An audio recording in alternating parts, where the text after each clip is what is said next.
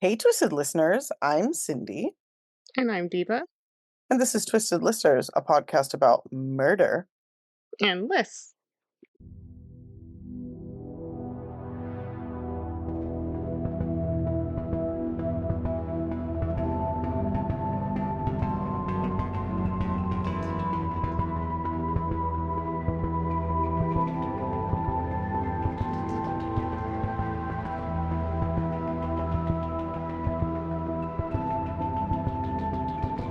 And it's a new week, it's a new list.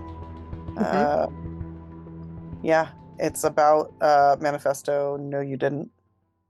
Yeah, ManifestOh. No, they didn't. Yes, so it's manifestos written by dweeby idiots, and we're gonna Ooh, they're talk dweeby. about these idiots, and then we're also gonna talk about their stupid manifestos. Yeah. Um, so I chose one of my favorite serial killers. I love to make fun of him and talk shit on him. So I'm really hmm excited for this. And then next week I'm going to talk about who's someone that many people consider an American hero. So Okay. it's going to be interesting. Anything to talk about? No, I am very tired. Mm-hmm. I'll admit Mm-hmm. that up top. Me I was too. awake from like 3 to 5 a.m., so that's a special time. Oh, that's rough. Yeah, like Yeah. 3 to 7 a.m. has been a shit show for me. But like I've been it's weird to kind of sleep until like 2 Mm-hmm. and then wake up at 2 and you're like, Yeah, that's rough, dude. yeah, my baby hates like the back half of the night. He's like not into it right now. So, That's so crazy. You know, yeah. I don't want to rub it in because Ollie has been very challenging in many ways, but he was really good at sleeping. Except for teething. Teething is like all bets are off. But he was a Mm, really good sleeper in his young, very young life. Like after he was 5 weeks old, he started hitting like 8 hours. It was fucked up. It was like it was incredible. amazing, but like No, I mean, it's fucked up you that like always I say had though that that. I was spoiled, you know? you always say that kids who are easy babies, like it's vice versa. They become difficult later, and like, Yeah. you know. Yeah. So maybe Yeah. Ivar's just getting his difficulty in now, Maybe, and yeah. I he'll mean, chill out. not I don't want to talk shit. Like my kid's great. Like other parents and people like love my kid. He's a really well-behaved kid and he does what he's supposed to do. He's just loves to fuck with me and push my buttons. So, Mm, but at least I got to sleep when he was little, so I'll take it. it's Um something. Yeah. it is. It is. So, talking about people who are little shits, should we just get into it? Yeah. Okay. So, I'm going to start with Israel Keys, and Mhm. I've talked about him before. And I know I have. But he's like kind Yes. of Yes. he's my go-to loser. It's actually we did a single serving a long time ago that I did on Israel Keys and we posted it on just the regular podcast and it's one of the few really early episodes that I've kept up because people like to listen to it. It's a pretty popular one. So I'm going to cover Israel Keys and I'm just going to kind of give a high level because if I talk about him, at in any sort of depth, this will take a very long time. But I'm just going to kind of give an overview, and then we're going to talk about his suicide note. Spoiler alert: he is dead. He killed himself. But it's a Okay. really dorky poetry piece of poetry. I don't even know what to call it. But in any case, so Israel Keys was born January 7th, 1978 in Utah. He was raised by racist religious zealots who used their religion to hate people that were not like them. He was one of 10 children. He was the second oldest. And yeah, his family's fucked up. So they were the type of people that were like kind of um survivalists, but they had kids. So they lived in Colville, Washington for a while. Um, and they were part of the Fundamentalist Church of Jesus Christ of Latter-day Saints. They were also part of the Christian identity ideology. This is where he met the Kehoe Mhm. brothers. I've also covered them. The Christian identity ideology is basically just like a white supremacist group and they are full of hate and they are a cult. And so he grew up in the Pacific Northwest, which is great for cults. They love cults in Oregon and Washington and even Northern California, like way north. Um, Lots of really scary culty people out there. And Israel's Yes. family was Yes, and Israel's family was no exception.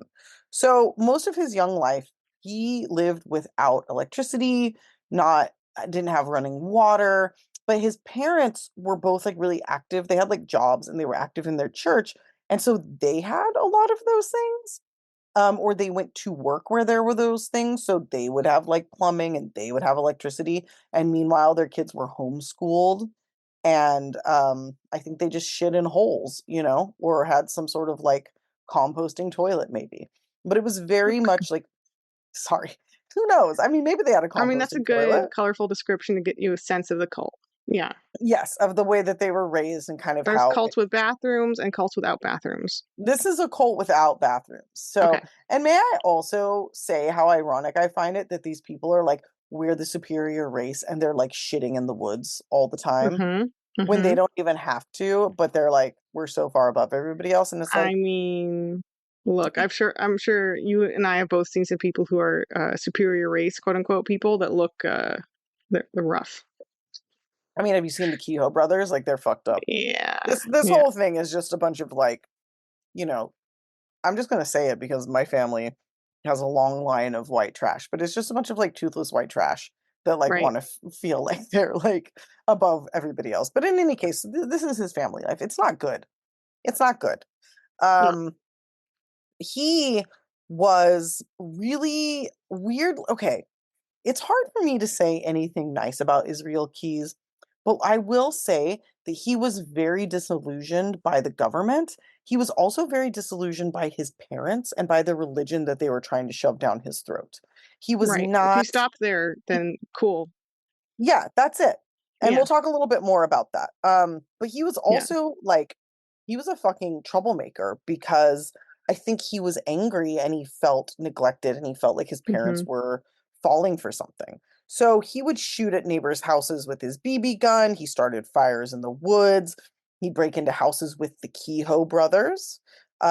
And they would, Mm-hmm. you know, they would just get into trouble.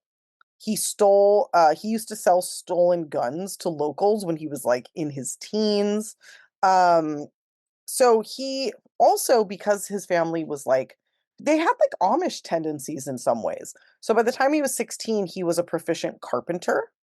Um, Mm. and yeah, so he was able to work with his hands. He was a good hunter. He had a lot of like survival skills, like very, very I mean, that's serious. like the only useful part about these kinds of cults is like, oh, you made a candle. Oh, you made a shelf. Yeah, Like right, that's cool. right, right.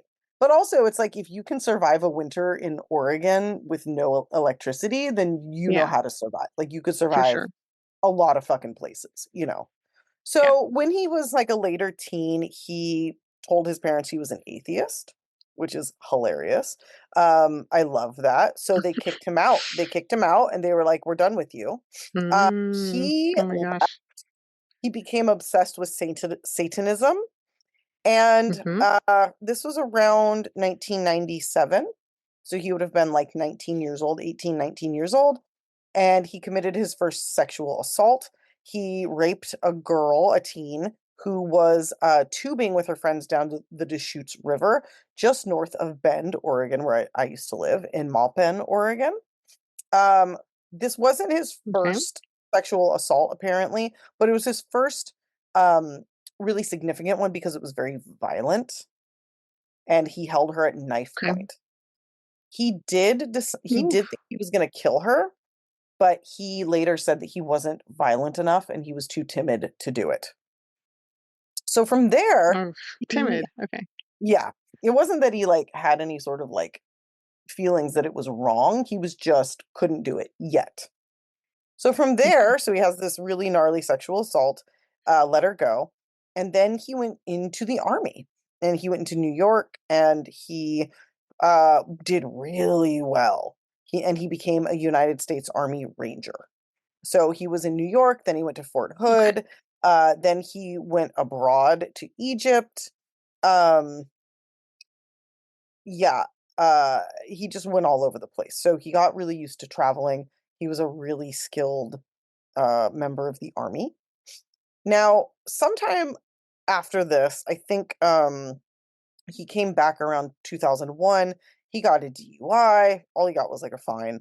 Um, he was given a bunch of medals. He was honorably discharged, and he went to Nia Bay, Washington. Now, Nia Bay, Washington has the Macaw, and I might be saying that wrong. It might be Maca Reservation. Okay. So a bunch of people live up there, indigenous people, and he then ended up eventually in Alaska. But before going to Alaska, he met and started dating a woman who was not white. So we've got the atheism, the Satanism. He's not keeping with his parents' wishes of only being with white people. They got together and they had a daughter. So he does have a daughter who is in her early 20s at this point. I think they had her around Okay. 2001. That's right. Now, Okay. his possible victims and his victims, it's really hard to kind of talk about this in any sort of, final way because it's thought that he has 11 or more victims. Some of them range from a woman and I'd say her more. child. I'd say more. Some of them range from a woman and her child Yeah. in Florida who were murdered. And then another woman and her child were abducted, but were free, like set free. They weren't killed. And they gave a description of a man who kind of looked like Israel Keys, to sex workers up in New York, to a couple in the middle of the country. Um, so he was a suspect in the 2007 crimes by the Boca killer, quote unquote, from Boca Raton, Florida. Um, he They believe that he murdered 48-year-old Deborah Feldman up in New York. That's the one that they haven't proven, but I really think he did. Like Okay. if I had to say like who did he kill, that I think She's is on the some list. she is like top of the list of unsolved, but that could be solved. Okay. Um, so his crimes were all over the place. He did some crazy shit. And so I found this really cool timeline of like the horrible things that he did. It's not cool, but like, it is what it It's is. helpful. It's helpful, yes. Yeah. So in 2008, possible victim Kathy McBroom disappeared from Anchorage during Israel's North Dakota trip. Now, to give you an idea of his MO or it's the way he operated, which I guess is MO. Uh, he would take really Yes. That. Yes. He would use So he was up in Anchorage with his girlfriend and their daughter, living like a normal life. He had a construction company, they had a house. You can find it on the murder map on our Patreon, and just living a normal Hmm. life. He would go on either work trips or he would go to visit his family. Now he had family in Texas. His family moved down to Texas and joined the Church of Wells, which is another like super crazy cult church. He had a brother in New York, which Okay. is why they think he may have killed the sex worker in New York. He would, just make excuses, and he would go into from, down from Alaska into like the 48 states. He would rent a car and then he would drive like hundreds or thousands of miles from wherever he rented the car. He would turn his phone off. He would basically disappear and nobody suspected anything because why would you, right? The other thing that Israel did that Yeah. they actually found a few of was he would bury kill kits around the country. So he would visit, the middle of the country somewhere, he'd bury a kill kit. So if he came back, he could just go dig it Really up. unique to him. Yes, this is a very unique to him thing. Very fucking clever as far as like serial killers go. Yeah. Pretty smart way to operate, but also fucking terrifying. Like who does this, Yeah. So in these kill kits would be things like rope, tape, sometimes guns, ammunition, um, what else was in there? I forget everything, but like all knives, there were knives in there. It would just be a lot of things that you needed to murder people. Now, other ways that they kind of linked him to these killings was he was a fucking bank robber. So he would rob banks to get money to sort of like fund his murder sprees while he was down in the 48 states. So one of the reasons that they think that he killed Deborah Feldman was actually in New Jersey on April 9th, 2009, is because April 10th, 2009, he robbed a bank in Tupper Lake, New York.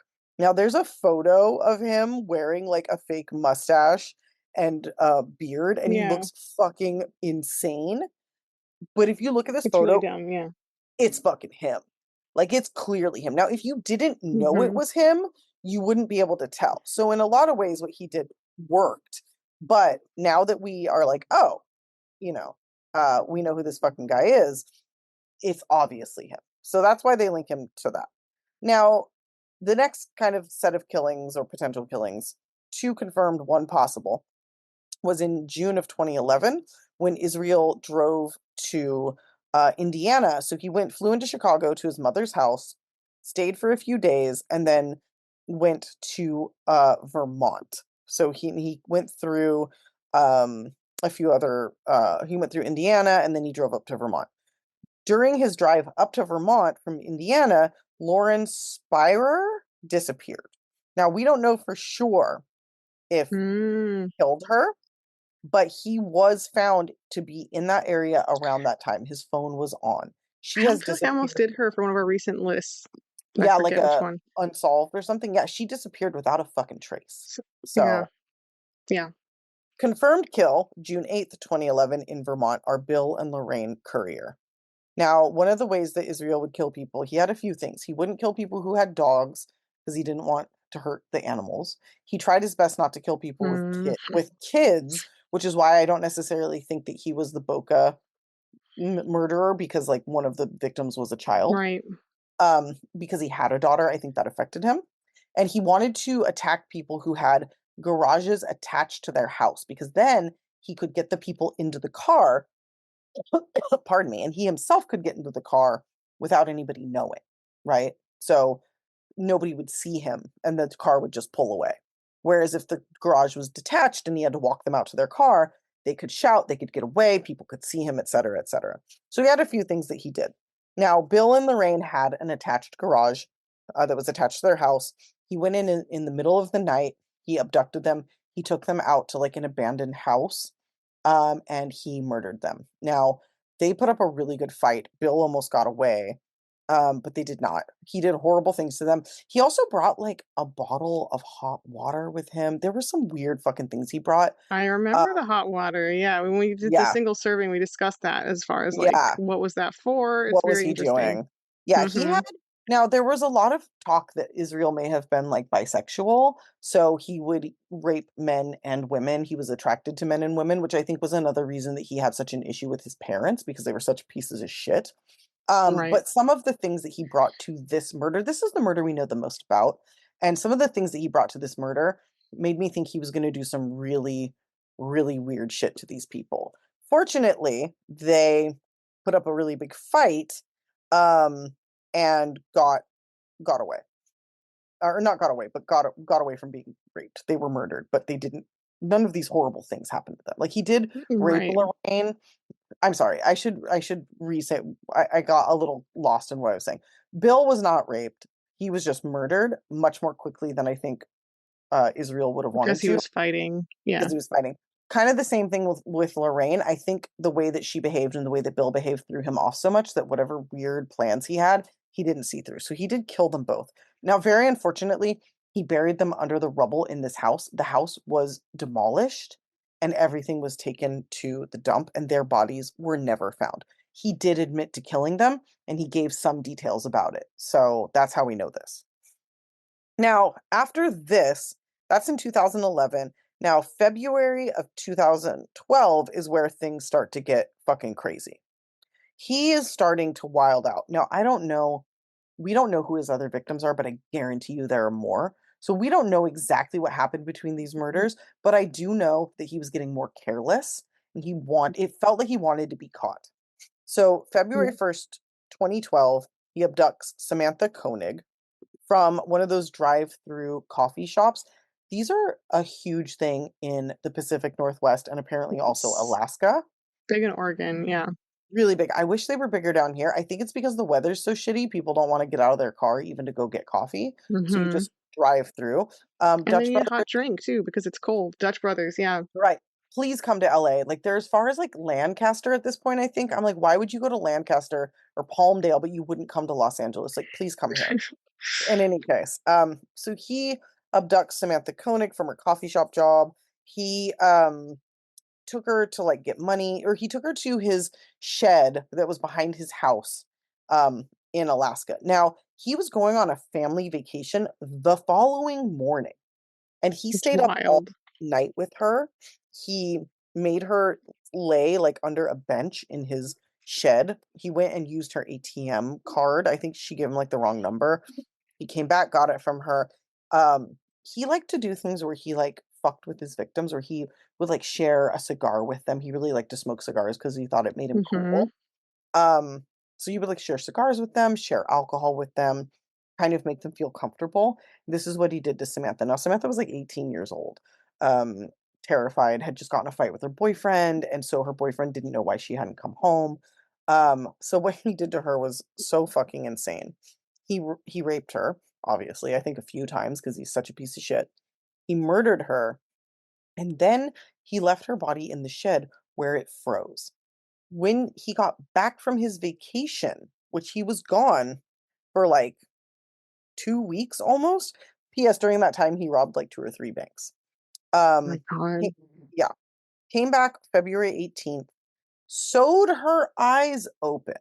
He sewed her eyes Yeah. open. This is the can't forget it part of this story. This is the one Yes, the part that sticks with you forever. yes. Yeah. He sewed this poor girl's eyes open, made her dead body hold a photo or a picture, hold the most current day's newspaper, and wrote like a uh, a ransom letter with her holding, or she wasn't holding the paper, she was next to it. So her dead body with her eyes sewn open was next to that day's paper. He then demanded like a ransom, right?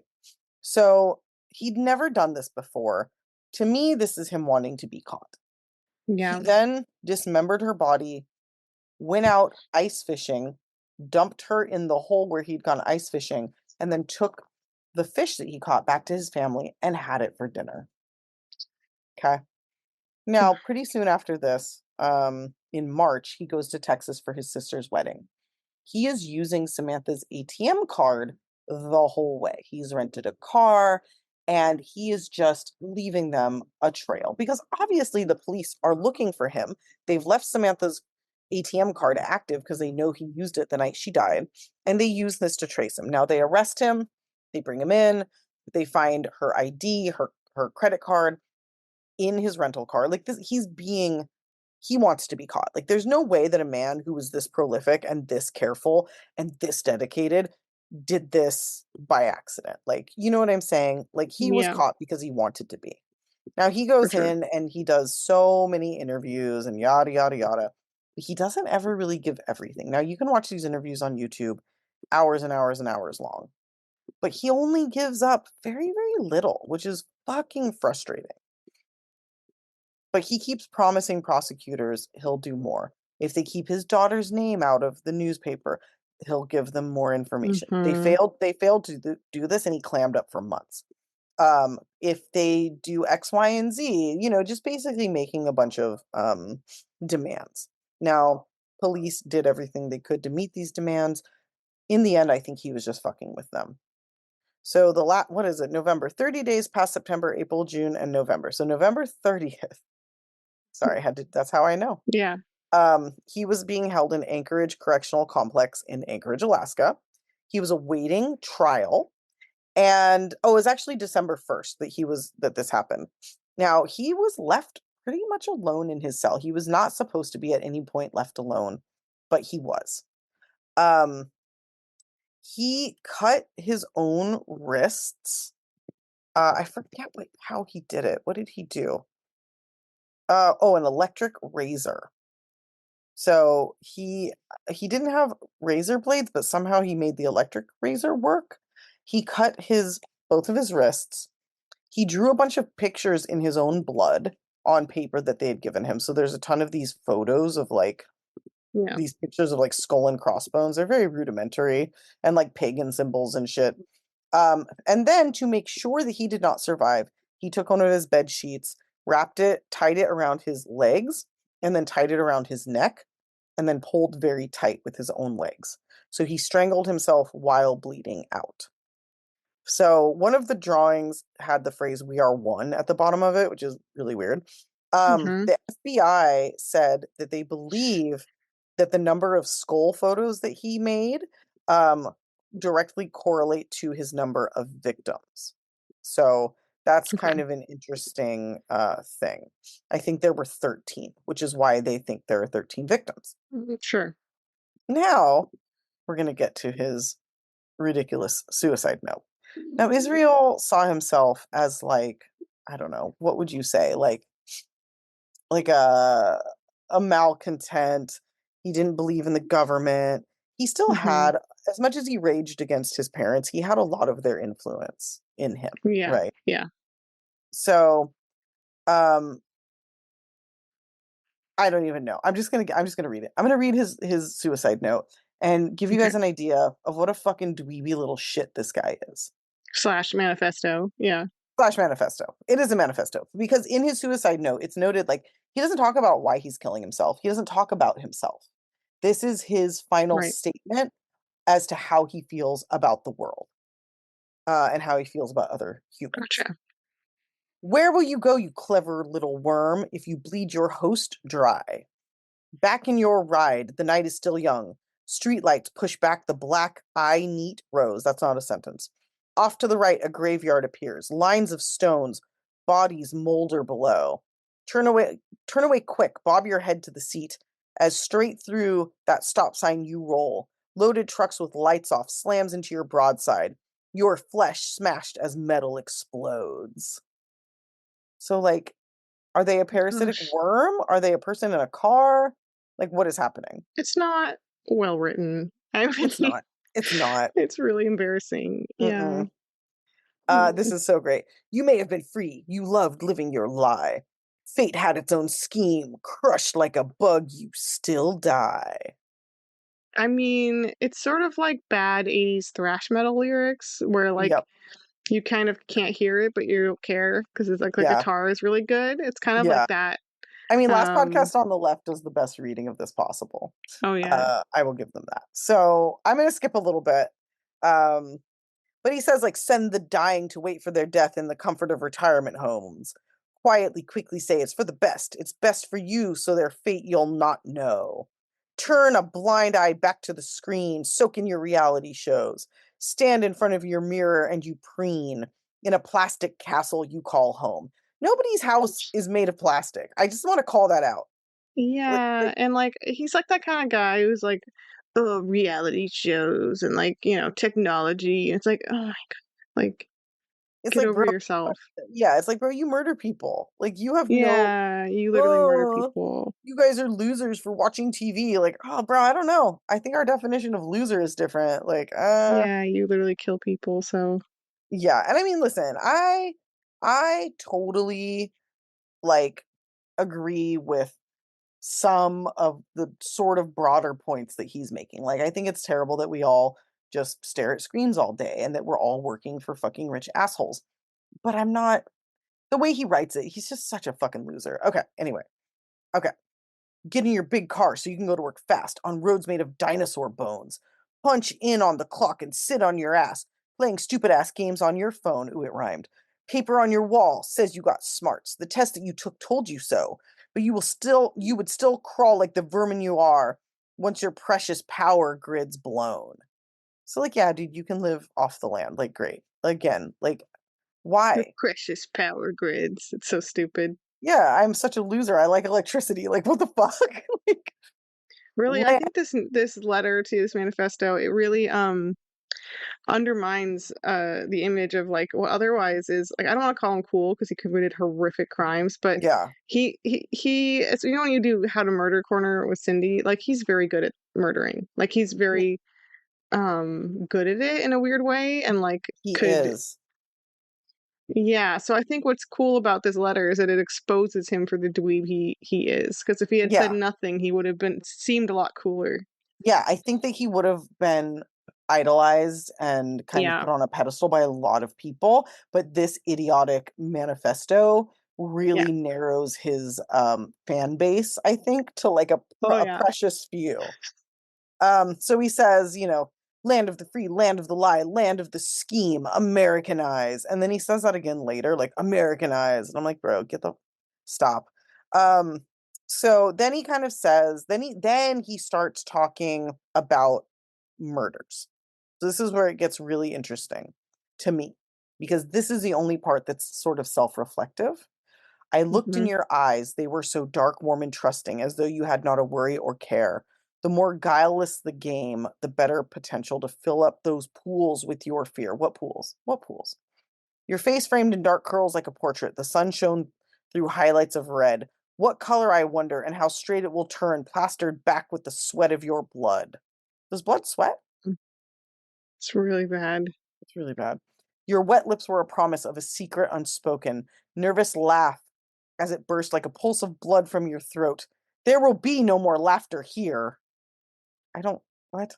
Okay. I feel your body tense up, my hand now on your shoulder. Your eyes. Forget the lady called Luck. She does not abide near me, for her powers don't extend to those who are dead. Is he referring to himself as dead? I don't understand. Yeah. I don't know. I would that I could keep you, It's let you be the master of your own fate, knowing full well what's at stake. My pretty captive butterfly, colorful wings, my hand smears. I somehow repaint them with punishment and tears. Violent metamorphosis. Emerge, my dark moth princess. I would come often and worship on the altar of your flesh. You shudder with revulsion spelled incorrectly and try to shrink far from me. I'll have you tied down and begging to become my Stockholm sweetie. Which, okay, that is the only part of his letter I was like, that's a great band name, Stockholm Stockholm Sweetie. Sweetie. Oh, good punk So band name for fucking good. sure. Yeah, right? It's so good. Okay. Then he says, okay, talk is over. Words are placid and weak. Back it with action or it all comes off cheap. Watch close while I work now. Feel the electric shock of my touch. Open my trembling flower, or your petals I'll crush. That's what he wrote.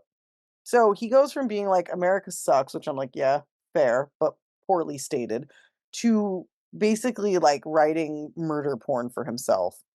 And then he kills himself. So really pointless, stupid, just like him, just terrible all around, start to finish. And that, What a I mean, dweeb. what a fucking dweeb. So that's my very truncated. Go back if you want more details on Israel Keys. I have them in our single serving. It's like one of the very first episodes we put out. Hmm. But that's my overview with his idiotic manifesto suicide note. Like, what do you think the point of that was? It's just like he wanted the last word, but he didn't want to give everything away. Like he was getting Yeah, off on keeping a lot, undiscovered and getting away with a lot. But yeah, I think he was also just like, yeah, he just wanted the last word and wanted to like create his own self image, which is why these manifestos are a thing. yeah. Um, but yeah, it's just really tremendously embarrassing. It is Um, really embarrassing. And and shatters any kind of serial killer image he might have had. like the fact that he thought he was like making himself cooler, like I'm gonna go out on a high. It's like, no, dude, no, you're not. Like you should have kept the mystery, you know? Like you should have just maintained the mystique because now we all know that you're a fucking loser, you know? Yeah. So anyway, that's Israel Keys. What a bitch. Wow. Oh my gosh. Mm-hmm. Mm-hmm. All right.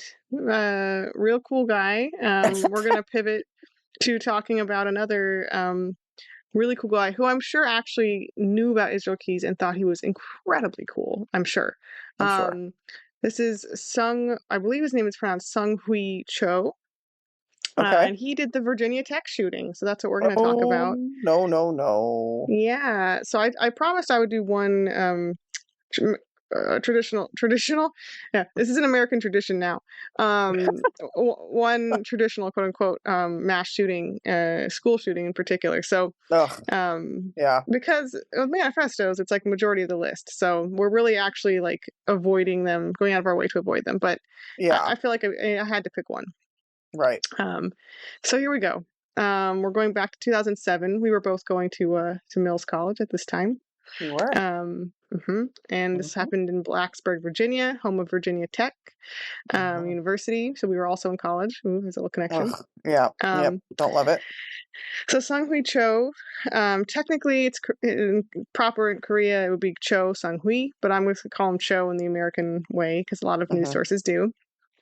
By his last name. So Cho was 23 at this time in 2007. He was born in 1984. His parents immigrated to the suburbs of DC from Korea when he was really young. There they started a dry cleaning business.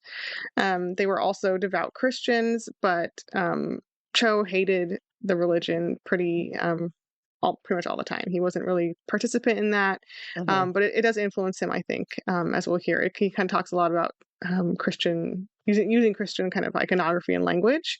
Okay. So he came from a kind of really humble, poor background from Korean immigrants. He reportedly was difficult in social situations from a very young age, all his life. In middle school, in circa 1999, he became obsessed with the Columbine high school shooting, which I'm sure we've talked about at some point. I don't remember when. But he idolized the perpetrators of that, of Columbine and the Columbine shooting, which was not the first school shooting, but one of like the most publicized to that date. Gotcha. His parents actually tried to get him help for his social issues and his behavioral problems.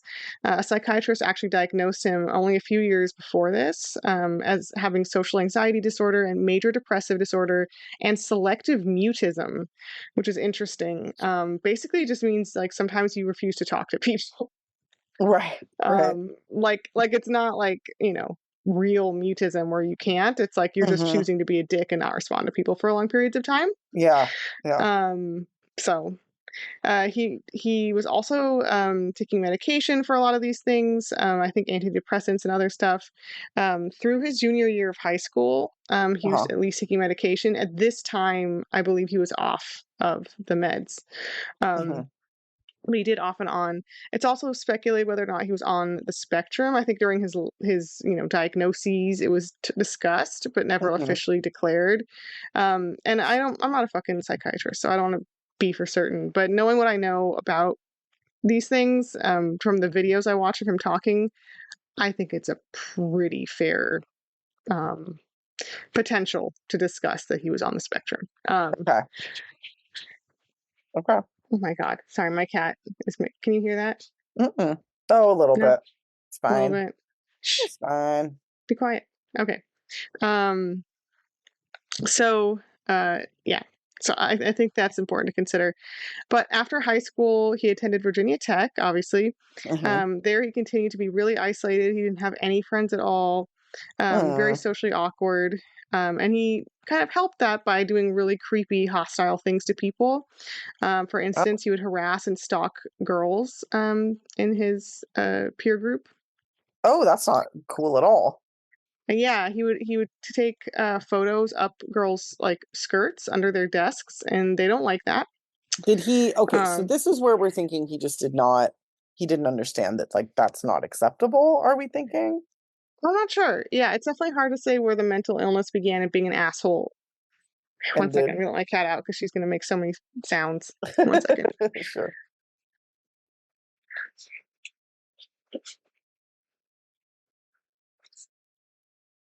Oh, get out. And it snuggles. Look. Okay. Yeah, it's hard to know. It's hard to know where asshole begins and ends, but likewise mental illness begins and ends because there's a bit of both. For sure. For sure. Yeah. So he's very, very quiet at best, and like people describe like trying to like make small talk with him or saying hi, how are you doing? He just like literally stare at you and not reply, and then just like backing away like okay. I did my part. I tried. Yeah. Exactly. Or at best he's quiet, at worst he's like shitty. And like misogynistically like harassing girls. Yeah. One poetry class professor that he took a poetry class with, he's an English major here later on. The professor, she actually asked that he be removed from the class and said that if he wasn't removed, that she would resign her job. Wow. Wow. So she felt strongly about it. She Wow. says she refused to continue to teach him and have him in the classroom because he was being threatening to girls Oh, good for her then to like in the classroom. Yeah, stand up I for support them. that. Yeah, me too. Besides being really threatening and weird to the women in the class, he also refused to take off his sunglasses and hat, and he would take pictures of the professor during class. What? Yeah, Oh my uh-uh. God. Look, I Mm-mm. taught for 7 years. I'm telling you right now, if I said take off your hat and sunglasses and a kid refused, I would have a fucking heart attack. Like, I would be so fucking pissed. I couldn't Yeah, continue teaching. I'd be like, get the fuck out. Like, yeah, uh-uh. get out of my No, class. no. Um, Holy shit. Actually, I Yeah. had a professor once have to tell someone to get out of the classroom for that. I think, was it for that reason? Wearing a hat? I don't know. They were on their computer and they were texting and just being terrible. And he said stop and they continued and he was And like, they get the kept fuck out. going. Uh-uh. Yeah, no, Yeah. fuck that. Good for him. Um, People the yeah, fuck out. no. Like, dude, Oh, no. oh, that would That's piss me not off. that's not how the fuck you act. Like, no. No, no. Mm-mm. Man, being a professor is fucking hard. Like, show these poor, underpaid people some respect. Like, it is so Right. hard. Right. I And you agree. know what? Even if you're gonna fail your class, at least have a piece of paper out. Please, Mm-hmm. everyone, this is a PSA. Get out a piece of paper. Just pretend. Like, please. Pretend.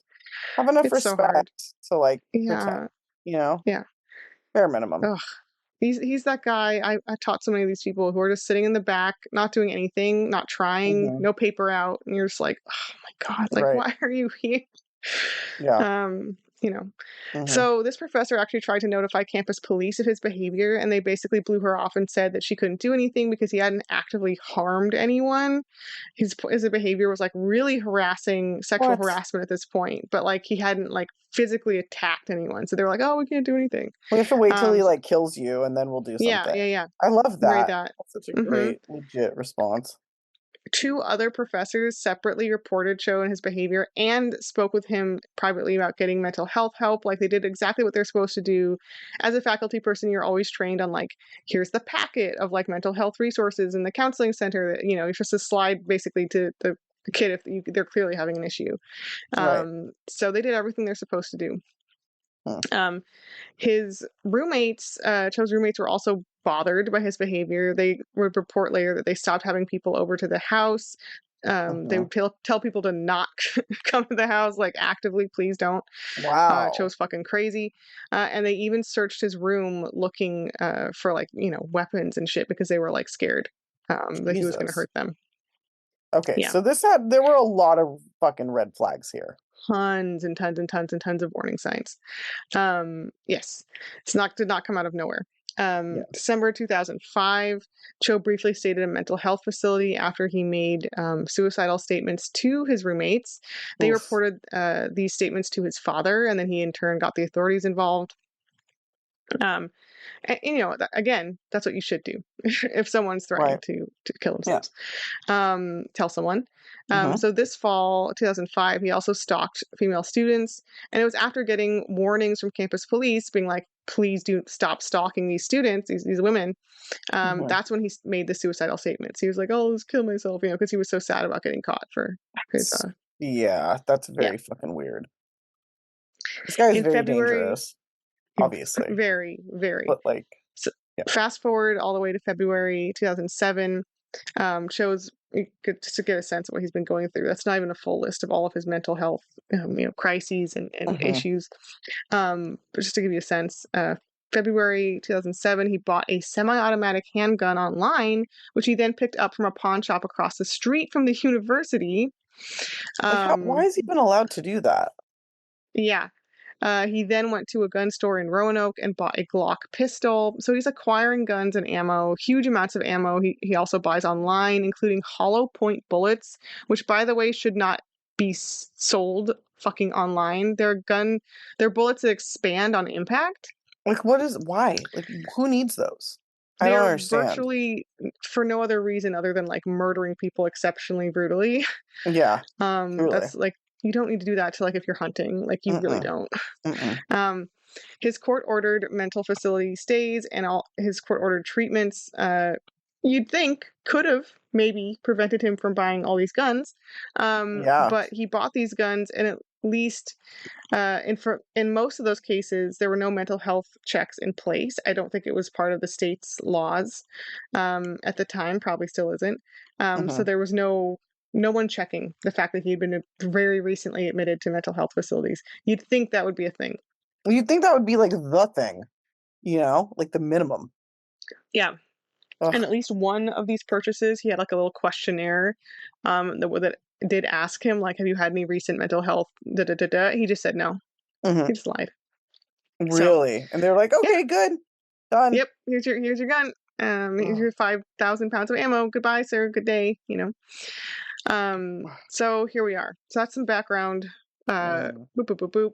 April 16th, 2007. On the early morning hours, around 7 a.m., Cho goes to the West Ambler Johnston dorm hall, where he specifically goes up to the 4th floor and finds the room of Emily Hilscher. He finds her just in her fucking dorm room and shoots her, kills her. Wow. Just like that. Yeah. He targets her because she had refused his advances or some such fucking bullshit. Like, he had probably been creepy and weird to her, and she was like, ew, stop. So we're starting with like heavy incel shit. Oh, he's very incel. Yeah, for sure. Ryan Clark, a resident assistant, tried to intervene and be like, hey, what the fuck is going on? And basically just went to check out what was happening, and he shot him as well in the hall. Okay. So he's got 2 people down. Then he basically goes, and I think goes back to his dorm, and around 9 a.m. he mails out his manifesto, which is a part of a media package, essentially, that he mails, including several video clips and photos, and I'll get into these details about this stuff later. He sends it all to NBC News in New York City, and because he's fucking stupid, he wrote the address incorrectly, so they did not get it until 2 days later. Oh, okay. Yeah. Can't do anything right. No. From here, he goes to where he will do the majority of the damage. He goes to Norris Hall. This is the building for engineering and mechanics, but was hosting a variety of different classrooms. He chained the doors shut with chains. God. Yeah. And he left a note on the inside saying that if you try to open the doors, it would trigger a bomb. Okay. Yeah, and I'm not going to go through every single victim, obviously, or every single moment of the shooting play by play, but I'll just give you a smattering of stories and survivor stories too, because I think those are interesting. And I don't know about you, but there's been a lot of times, and never more so than when I was teaching at a university, but there's been a lot of times where I thought about what I would do in a mass shooting, or how I would respond, or where would I hide, or like which desk would I get under? Like, you play that out. So I always find the survivor stories really interesting too. Yeah. So survivor Lisa Hamp was in her computer sciences class when Cho tried to kick the door in. And as he started shooting through the door, she and her classmates frantically barricaded it. And literally he would kick the door open about like a foot and they would push it back. It's like so dramatic. God, that's fucking terrifying. I cannot imagine being in that situation. Like, what the 1 minute you're fucking like doing your banal classwork, and the next minute you're like in this movie of like a horror movie. And literally like fighting for your life. Yeah. Survivor Alec Calhoun was in a solid mechanics class when Cho shot into his classroom, and he actually was among several different people who was injured when they jumped out of the classroom window to escape, and several people, basically didn't, because they thought, I'm gonna die if I jump out, because it was pretty high up. But Alec Calhoun took the jump, and he just ended up spraining his ribs. Wait, spraining his ribs? Oh yeah. Maybe spraining the muscle around his rib or something, That sounds terrible. The rib is a bone. But not as bad something in the rib area was fucked up. Okay. Yeah. It's a good point. It's a bone. Okay. Yeah. Cho then opened fire into classroom 211, 211, where Professor Couture Nowak was teaching a French class. A survivor from this class named Colin Goddard was shot 4 times, but just before he was shot, he managed to dial 911. And as he was shot the Ooh. final time, he tossed his phone. And this is a crazy detail because he just sort of like didn't aim it at anyone in particular. He just, just fell out of his hand, literally, and like skidded across the floor. And it Mm-hmm. happened to land near another young woman who would end up surviving as well. And she was shot. And the call went through and she continued it. Oh, wow. Yeah. Fuck, dude. So it was one of the key 911 calls. So yeah, he said that it was the most scared he's ever been in his life. He said, Fair. quote, yeah, quote, I don't remember having the thought of I'm going to die. All I can remember was thinking, I just can't believe that this is real.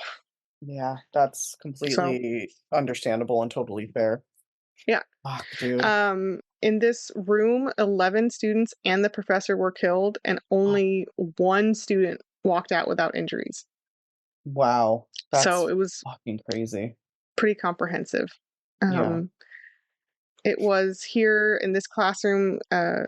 He hit several other classes, but this is the one where Cho ended up taking his life and shooting himself at the end of this event. Mm-hmm. Just before 11 a.m., after all of this, of course, students get an email notifying them that the shooter is in custody, which is weird language when he's dead, but What? okay. He's in Mm-hmm. custody. He's Yeah. in God's Uh, custody. God's Sorry. custody. Yeah. No, it's Sorry. true. It's not By the funny. end of this rampage, Cho he killed a total of 32 people. Fuck, dude. Um, and the whole thing in Norris Hall, not including the first 2 victims, the whole thing took Mm-hmm. 9 minutes. Oh my Um, God. yeah. 30 people in 9 minutes. This is what, automatic weaponry does. Yep. In that time, he fired 170 rounds. Wow. So, Wow. yeah. At the time, this was the highest death toll of a mass shooting in the country, and I'm sure you know it was beat several different times Mm-hmm. by Pulse and then Vegas, Yeah. and yeah.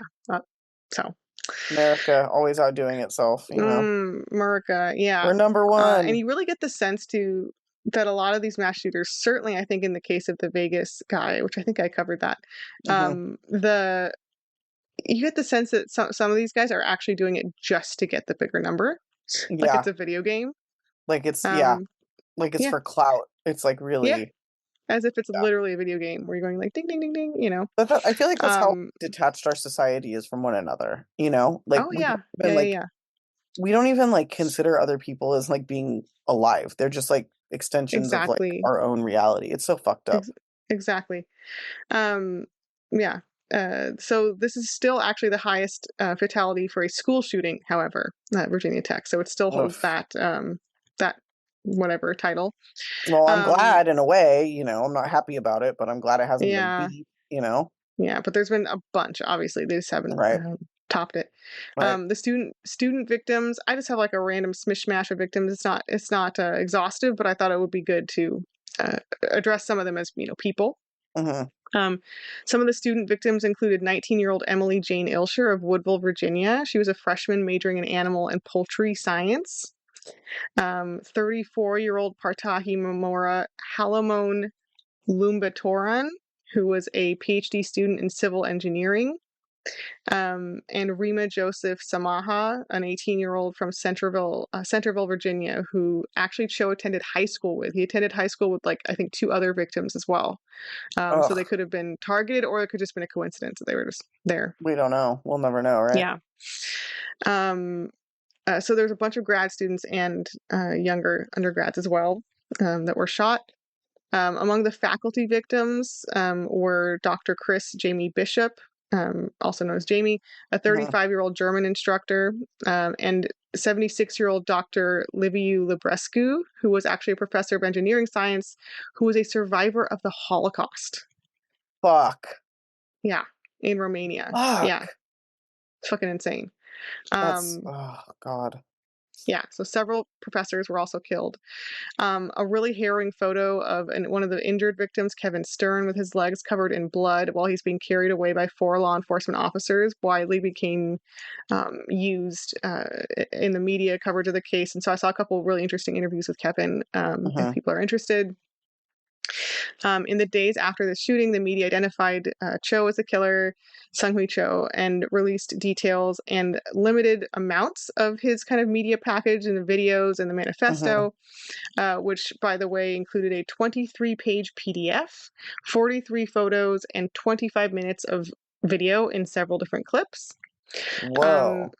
yeah, so the families were very much against the release of any amount of the materials, even though it was limited. But Mm-hmm. thankfully, I think for whether it was the family's reasons or other reasons, I think they've gotten their wish because like they're pretty hard to find online, and a lot of the Mm-hmm. original websites, like from the original from 2007, have been taken down of it. So I think it's at least, I mean, if you're looking at like morbid Reddit, whatever, you can find it. But I think for the most part, mainstream media has taken it down. Right. Okay. It's all, I It's not mean, that once hard. it's on the internet, it's forever. But Yeah, but it's not everywhere. right. You can see stills from the videos, certainly, and some of the more famous photos. Mm-hmm. But the iconic photos, I don't mean iconic in a good way. I just mean like widely used Right. Right. photos are of Cho posing with various weapons. They're so fucking douchey. There's one with him. He's always sneering, like going over the top to make like a sinister type of facial Mm-hmm. expression. There's one with him kind of holding a hammer, like, with both hands behind him, like kind of his head snarling. There's one with him holding a gun to his head, another one with him holding 2 guns out, Mm-hmm. like kind of akimbo, kind of like an action movie guy would, right? God.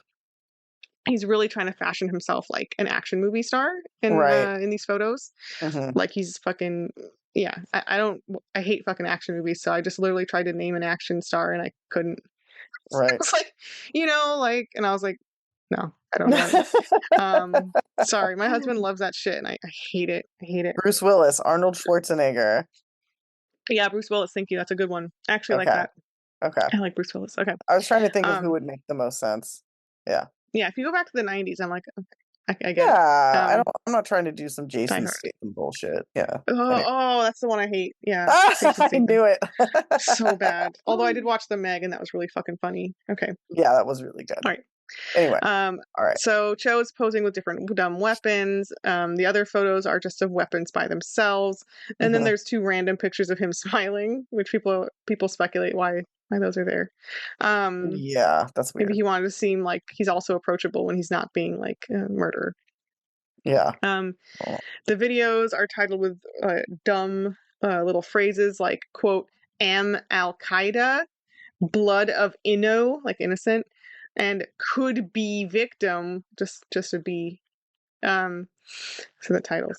Yeah. So he offers some really vague rants where he talks about feeling like a persecuted victim. He speaks disdainfully of all his fellow students as essentially rich, spoiled trust fund kids, because remember, he came from like a poor background.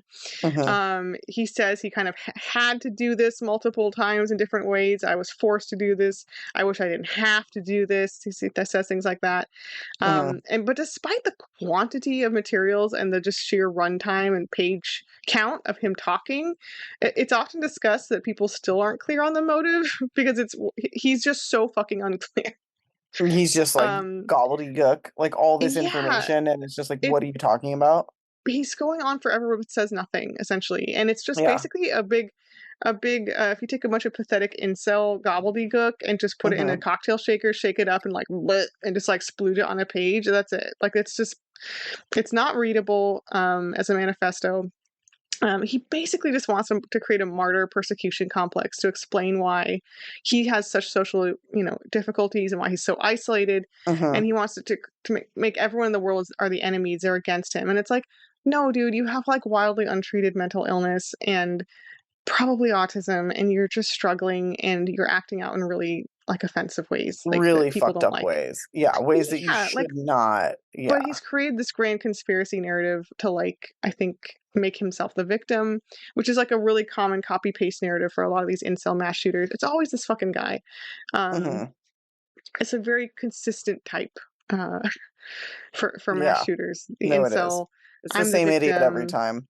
Yes, he's Yep. just that guy. It's really Yeah. not that special.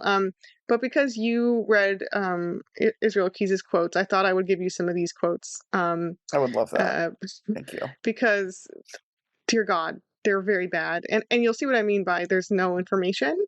Hmm. Okay, quote.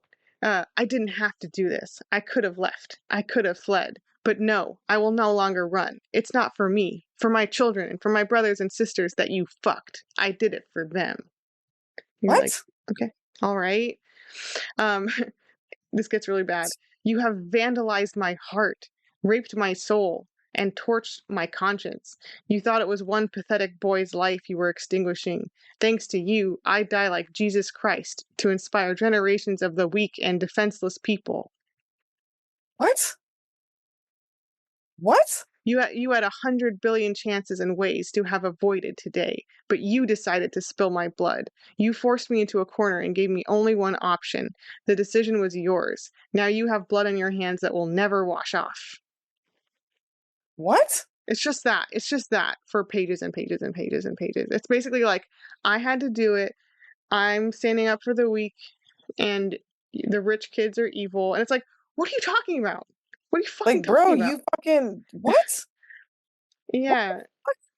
None of this makes any, yeah, this doesn't make any sense. So he's mad at rich people, which like fair. Um, but I don't understand. He's like, the blood is on your hands. Like you did it, but I don't understand. Yeah, and he doesn't really talk about any like clear instance of him being bullied. Like there's not that column. It's kind of like he wants to evoke the Columbine narrative, but he doesn't have any like Eric and Dylan um like anecdotes, which later you could also argue are bullshit. But like Right, he doesn't right. have any of that like narrative that was constructed around Columbine of them being bullied. Like there's none of that. He's just trying to like mimic them. Hmm. I mean, this dude Yeah. just really he's not mentally I feel like 100%. he doesn't know how to be a human, so he's trying to like emulate. It's like AI. It's like an AI Yes. manifesto. Yes, that's a really good way to put it. It is like AI wrote it. It's very accurate. If you told AI and hey, make an incel bitch write a manifesto, this is what they would write. Right. And it's also very like in the Science of a Psychopath, one of my favorite Discovery ID shows, shout out. They talk a lot about like shallow affect, Hmm. um, where they don't know how to be people. So they're Hmm. kind of like putting on. It's almost like he's chosen this character, but it's not genuine. You know, Yeah. like he doesn't have a lot of empathy or deep feeling, but he's just sort of like going through the words and the motions of what he thinks like a Columbine shooter type person would say. Yeah. Yeah. Um, Yeah, exactly. Like I have to have a reason for why I'm doing this, so I'm gonna figure it out. Like, yeah. yeah. And the survivors also described him as very that like shallow affect, meaning he was totally emotionless and didn't when he was doing the shooting and didn't have any just seemed like kind of determined, but he wasn't like upset or angry even. He was just like doing it. Yeah. Yeah. Yeah, like I said, bottom line is just another pathetic incel, and we're so fucking familiar with this type of dude from every other fucking mass shooting, right? Yeah. Um, so there's a lot of questions raised after the fact about the university's handling of this dude with a walking 5 million banner full of red flags prior to the shooting. Right. People are asking why didn't they know about his obsession with Columbine and school shootings and his many mental health problems, his frequent stays, court ordered stays in mental health facilities.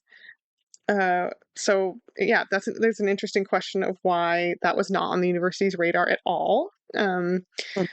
It's very complicated and boring, but it has to do with basically like different agencies not thinking they had to report, and in some cases they were mistaken.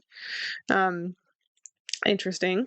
Yeah. And then also the very good question comes up of how the university handled events that day, because between the shooting of two people in that dorm hall, 2 hours passed. Remember, it was 7 and then like 9 a.m. Hmm. So basically, they're asking why was there no alert, not even the slightest notification that happened to students Right. after the first shooting.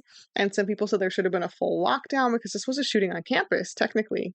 It should Um, have been a full lockdown, but but they're sending shit out like, oh, he's been Mhm. detained. Like, what? No, Right. like they can't Way even get after the that right. fact. Yeah. Yeah. And the university president defended their actions, of course, Hmm. and said basically that they thought this was like a one-off domestic violence type thing, and they had Hmm. no way of knowing that a mass shooting would follow. And I'm like, okay, look, this is 2007. Columbine already happened. Like, you should err on the fucking side of caution. If Right. there's any shootings on campus, maybe there should be a lockdown, or at least a goddamn text message, like, which I know I guess wouldn't have saved lives in this case, but No, I'm gonna say a I, lockdown is necessary. That's what I'm gonna say. yeah, Like, I'm I think not that's cool fair. with just a fucking text message. Like, no.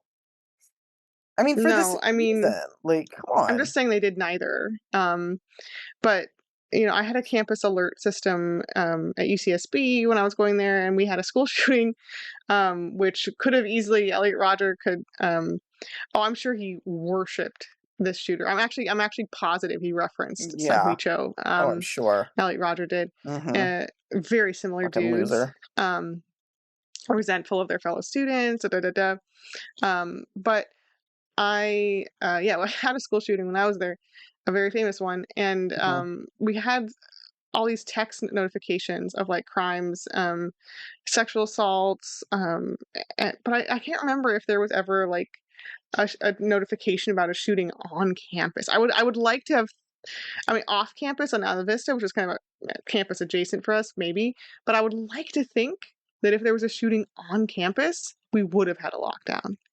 I would like to think that. I would like um, to think that too, but I would like to I think that don't they can't. know. It's like so hard to say. Yeah. Like, Especially after our, mass shooting, I would really like to think that. But at the very minimum, we would have been notified right away. yeah, I mean, Um, the more that I think about like the girl that I covered who got murdered on campus after like telling them repeatedly like this guy's gonna fucking kill me. mhm, Like these school shootings, like there's so many places where people, and I do this every single day. I assume I'm safe. I am so fucking mhm. wrong. We are all Yeah. so fucking wrong. None of us are safe because we live in hell. Like, Uh, but I don't know. well, that has Anyway. been Twisted Lizards. Yeah. um, oh my gosh. Okay, uh, last few checks here. But yeah, it is fucking lame that 2 hours transpired and they didn't do shit. Um, Nothing. Yeah, it's lame. unacceptable. Yeah, Um, truly. April 2008, the state offered an $11 million settlement to the families and people injured. This is like to get them to like not sue, I think. Hmm. In March 2012, two victims' families, I'm not sure if they got a payout or not, if they probably did, fine. They also decided to sue the state for wrongful death, and they ended up getting a payout of $4 million each that was later reduced to $100,000. And in 2013, the Virginia Supreme Court delightfully overturned this verdict, so they get nothing. Oh, that's cool. Great. And basically, these families alleged what I just said, that the university didn't notify staff and students earlier, before the 9 a.m. round of shootings, the majority of them.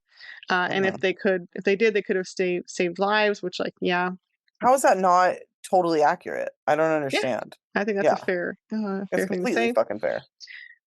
Earlier in 2010, the U.S. Department of Education did an official report, which I think you can still look at online, like PDF, um, saying, you know how they do that after like a mass shooting or whatever. Yeah, They do like an official like dossier of like what happened with all the yeah. evidence.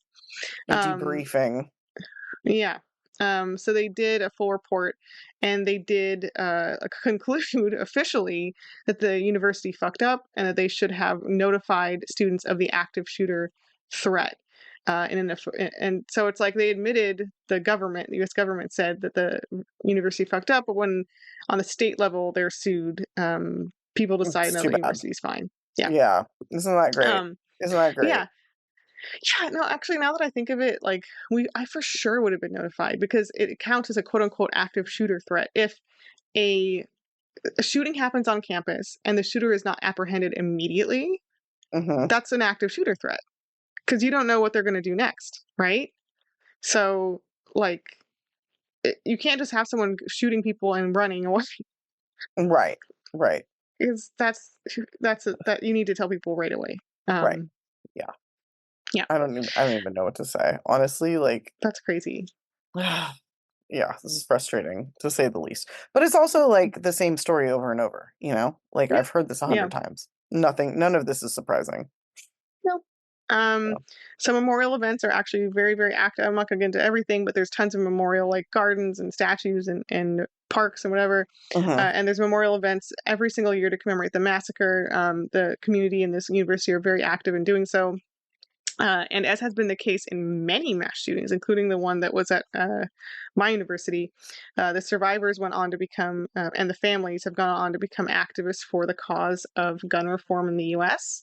And one survivor, Colin, what's his last name? I was just talking about him earlier.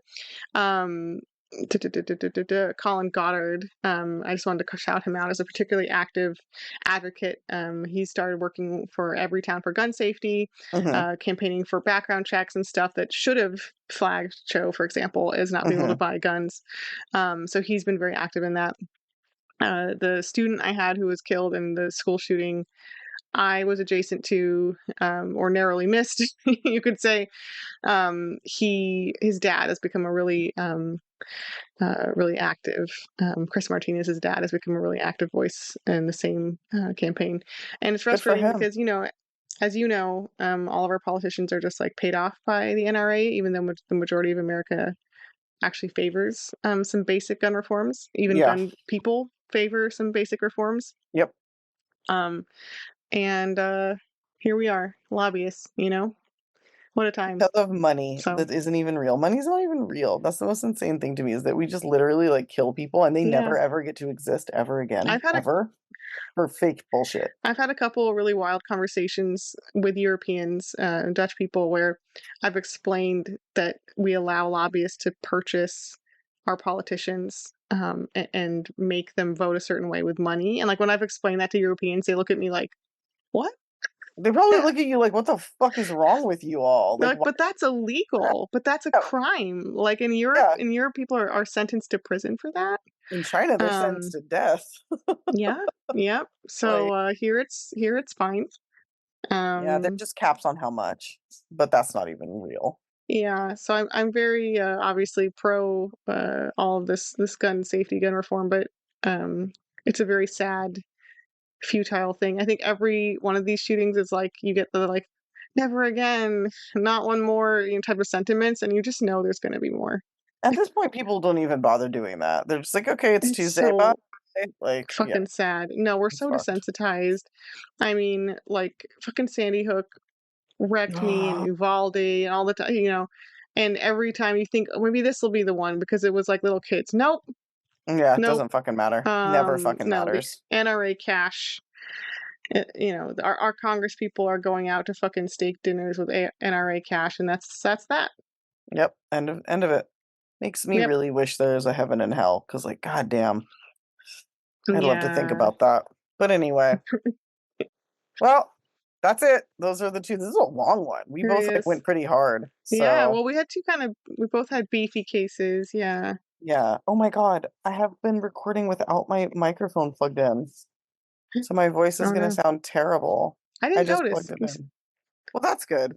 Sorry, guys, if my shit sounds terrible. Like I'm gonna sound really far away for some of that because I moved my computer for a second because my cat was fucking with me. Um, oh well, I'll try to edit it so it doesn't sound horrible. Most of it was when you were talking anyway, so it's all good. But anyway, damn, oops. Well, there's the first two. We'll do the next two soon. With my mic plugged in. Yeah, we did choose two beefy motherfuckers. I'm glad they're both dead, I gotta say. Yeah. Do any of ours survive? Ended in similar ways. Yeah. I'm not sure actually what my second one is. I still have to pick it, so maybe. Oh, maybe. We'll see. All right. I feel Well, like we'll be back usually you leave a manifesto on your way out. in lieu of like staying alive. Yeah, yeah, yeah. No, you're right. You're right. Okay. Well, anyway, Yeah. guys, we'll be back in a couple of days. Thanks for listening. Sorry, my recording was probably terrible. Um, yeah, I don't know what else to say except please like, rate, review, share with your friends and family. Join us on Just that. Patreon for fun stuff. And until the next half, Stay. off our Bless. ways. Bye.